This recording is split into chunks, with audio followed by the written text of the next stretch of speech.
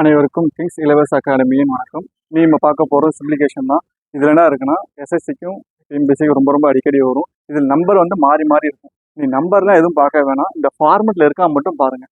இந்த ஃபார்மெட்டில் இருந்தாலே நீங்கள் என்ன நம்பர் இந்த மாதிரி ஆட் பண்ண போகிறீங்க, அந்த சைனை பொறுத்து மாற போகுது பாருங்கள்.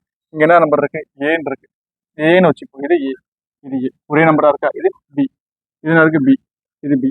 அப்போ எப்படி எழுதலாம், இது பி கியூப்னு எழுதலாமா, இதுனே எழுதலாம் ஏ கியூப்னு எழுதலாம். சரிங்களா, கீழே பாருங்கள், ஏன்னு இருக்கு, இங்க ஒரு ஏ இருக்கு, இங்க ஏ, இங்க பி, ஆல்சோ பி பி.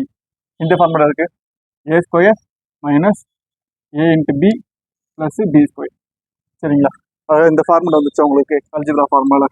நீங்கள் என்ன பண்ண, இந்த ஃபார்மை போட்டு ரொம்ப உழப்பிட்டு அவசியமே கிடையாது. இந்த ஃபார்முலா வந்துச்சுனாலே ரெண்டு ஏ பிளஸ் பி அதை மட்டும் ஆட் பண்ணால் மட்டும் போதும். 576 பிளஸ் 345 ஆட் பண்ணி பாருங்க, என்ன ஆன்சர் வருதோ அதான் அவங்க ஆன்சர்.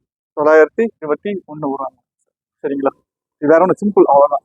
சரியா, அடுத்து பாருங்க, இங்கே பார்க்க போறீங்க, இங்கே என்ன இருக்கு, சைனை பார்க்க போறேன். இந்த இடத்துல மைனஸ் இருக்கு.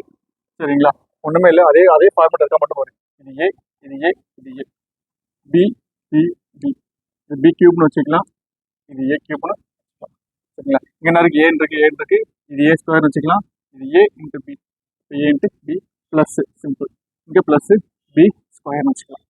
சரிங்களா, இப்போ என்ன இந்த என்ன ஃபார்மேட், இந்த இடத்துல மைனஸ் இருக்கனால ஏ மைனஸ் பி கியூப்னு இருக்க போகுது. சரிங்களா, இந்த ஃபார்முலா இருக்கு, இந்த ஃபார்முலா ஏ மைனஸ் பி, அவ்வளோதான்.